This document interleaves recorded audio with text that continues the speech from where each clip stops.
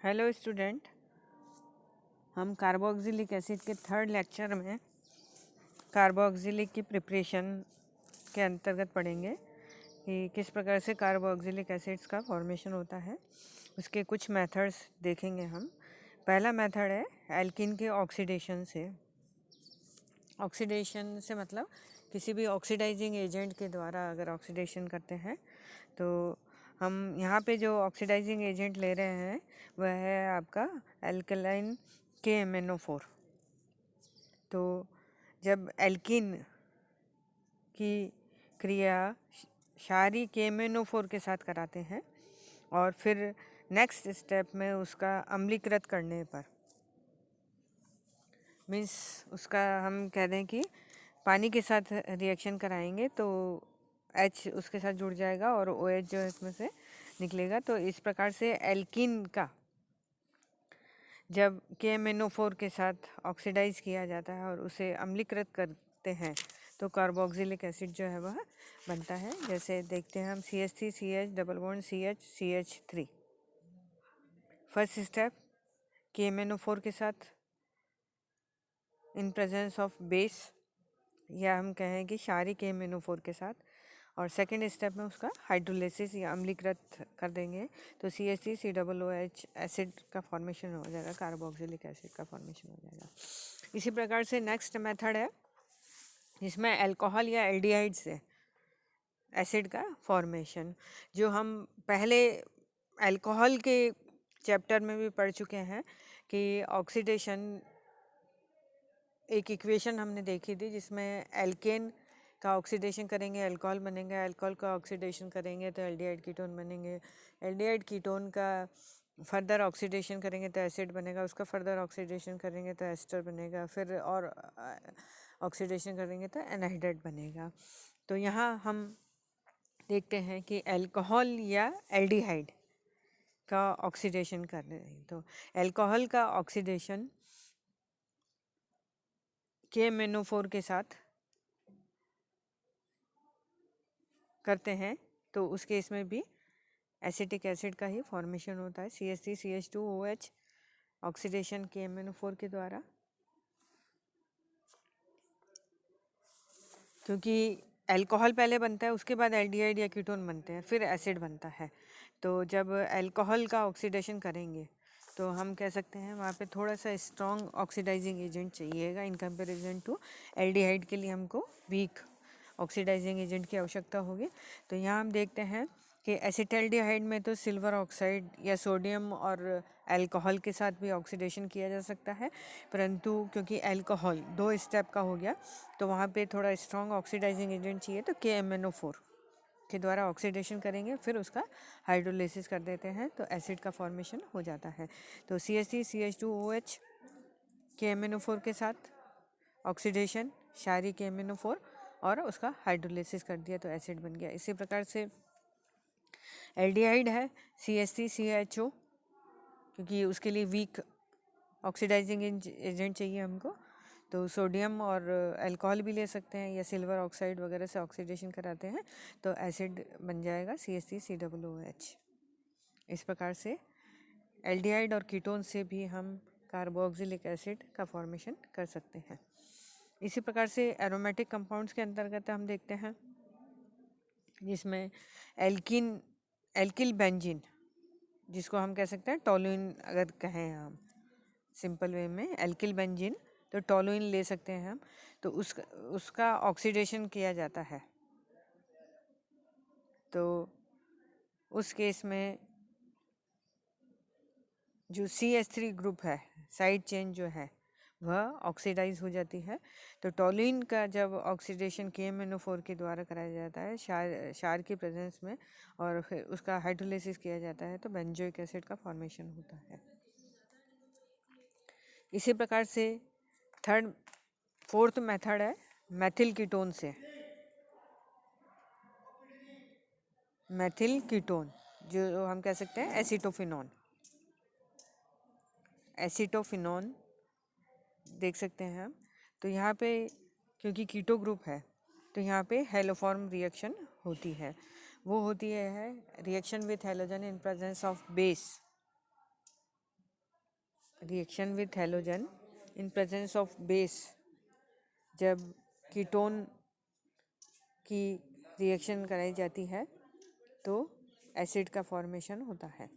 तो यहाँ हम देखते हैं C6H5COCH3 reaction with halogen in presence of base reaction करा रहे हैं और फिर उसका हाइड्रोलिसिस करते हैं तो बेंजोइक एसिड जो है वह प्राप्त हो जाता है। इसी प्रकार से नेक्स्ट मेथड है साइनाइड के जल अपघटन द्वारा। साइनाइड्स होते हैं, उनका जब हाइड्रोलिसिस किया जाता है तो उस केस में भी हमको एसिड का ही प्राप्त होता है। तो यहाँ हम देखते हैं CH3CH2Br, पहले इसका साइनेशन करेंगे जिसमें हम कह सकते हैं कि यहाँ पे न्यूक्लियोफिलिक सब्स्टिट्यूशन रिएक्शन होगी। तो CH3CH2CN एल्किल साइनाइड बना, उसका जब हाइड्रोलिसिस करेंगे तो CN ग्रुप जो है वो COOH में कन्वर्ट हो जाता है। तो CH3CH2COOH प्रोपियोनिक एसिड जो है वह बन जाता है। इसी प्रकार से 6th मेथड ग्रिग्नार्ड रिएजेंट के कार्बोनेशन से। ग्रिग्नार्ड रिएजेंट के carbonation, carbonation means reaction with CO2, carboxylation reaction भी कह सकते हैं इसको। तो जब ग्रिग्नार्ड रिएजेंट का कार्बोनेशन करते हैं और बने हुए कंपाउंड का हाइड्रोलिसिस किया जाता है तो एसिड का फॉर्मेशन होता है। तो ग्रिग्नार्ड रिएजेंट कार्बन डाइऑक्साइड से क्रिया करके मैग्नीशियम कार्बोक्सिलेट बनाते हैं जो जल अपघटित होकर के एसिड में कन्वर्ट हो जाते हैं। तो RX + Mg, पहले ग्रिग्नार्ड रिएजेंट बनाएंगे, RMgX बनेगा, उसका कार्बोनेशन कराएंगे means reaction with carbon dioxide, तो RCOOMgX बनेगा, उसका हाइड्रोलिसिस करेंगे तो एसिड का फॉर्मेशन हो जाता है, तो RCOOH इस प्रकार से। तो ये अन्य एग्जाम्पल और दिए गए हैं जिसमें प्राइमरी और टर्शियरी अल्कोहल हैं, जिससे बेंजोइक एसिड, पेंटेनोइक एसिड और प्रोपियोनिक एसिड वगैरह बनते हैं। नेक्स्ट मेथड है एसिड, क्लोराइड, एनहाइड्राइड, एस्टर और एमाइड के हाइड्रोलिसिस से। तो acid chloride means acetyl chloride जैसे हो गया आपका, एनहाइड्राइड एसिटिक एनहाइड्राइड, एस्टर और एमाइड। तो वे यौगिक जो एसिल व्युत्पन्न कहलाते हैं, मीन्स जिसमें RCO ग्रुप होता है। ऐसे कंपाउंड जिनमें acyl group means RCO group होता है तो वो एसिल व्युत्पन्न कहलाते हैं। जब जल अपघटित होकर के जब उनका हाइड्रोलिसिस किया जाता है तो वह कार्बोक्सिलिक एसिड जो है वह बना देते हैं। इसमें भी एसिल क्लोराइड और एनहाइड्राइड जो है, एसिल क्लोराइड और एनहाइड्राइड जो है वह आसानी से जल अपघटित हो जाते हैं, जबकि एस्टर और एमाइड के हाइड्रोलिसिस के लिए हमको एसिड और बेस कैटलिस्ट की आवश्यकता होती है। मीन्स एस्टर और एमाइड का हाइड्रोलिसिस डिफ़िकल्ट होता है, या हम कहें कि उसके हाइड्रोलिसिस के लिए हमको एसिड या बेस की आवश्यकता होती है। तो यहाँ पे हम देख सकते हैं कि इनकी जल अपघटन की जो क्षमता है वो एसिटाइल क्लोराइड सबसे अधिक आसानी से हाइड्रोलिसिस हो जाएगा, उसके बाद होगा आपका एनहाइड्राइड, उसके बाद एस्टर और फिर एमाइड। तो एसिड, क्लोराइड, एनहाइड्राइड, एस्टर और एमाइड के जल अपघटन से भी हम एसिड जो है वह प्राप्त कर सकते हैं। इसी प्रकार से acetoacetic malonic cyanoacetic ester का संश्लेषण, वे यौगिक जो एक्टिव मेथिलीन ग्रुप वाले कंपाउंड होते हैं।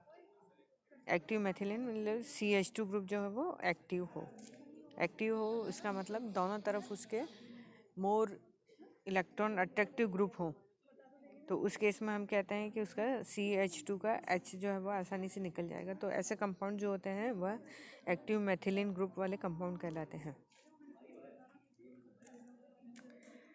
ऐसे कंपाउंड का डिफरेंट रिड्यूसिंग रिएजेंट द्वारा रिडक्शन कराने पे कार्बोक्सिलिक एसिड जो है वह प्राप्त हो जाते हैं। तो एसिटो एसिटिक एस्टर जो एक्टिव मेथिलीन ग्रुप वाला कंपाउंड होता है, उसका रिडक्शन जब सोडियम इथोऑक्साइड के द्वारा कराया जाता है पहले स्टेप में, और सेकंड स्टेप में एथिल क्लोराइड के साथ रिएक्शन कराई जाती है और बने हुए कंपाउंड का जब हाइड्रोलिसिस किया जाता है तो एसिड का फॉर्मेशन हो जाता है। तो यहाँ हम देखते हैं CH3CO CH2 COO C2H5 sodium methoxide और एल्किल हैलाइड के साथ रिएक्शन कराते हैं तो CH3CO CH C2H5 COO C2H5 बनता है। इस कंपाउंड का जब हाइड्रोलिसिस किया जाता है इन प्रेजेंस ऑफ एसिड, जब हाइड्रोलिसिस किया जाता है तो कार्बोक्सिलिक एसिड का फॉर्मेशन हो जाता है, जिसमें हम कह सकते हैं इथेनोइक एसिड बनेगा CH3COOH, ब्यूटेनोइक एसिड बनेगा C2H5 CH2 COOH, और अल्कोहल भी बनता है। इसकी अन्य और प्रिपरेशन जो है वह हम नेक्स्ट लेक्चर में देखेंगे। Thank you.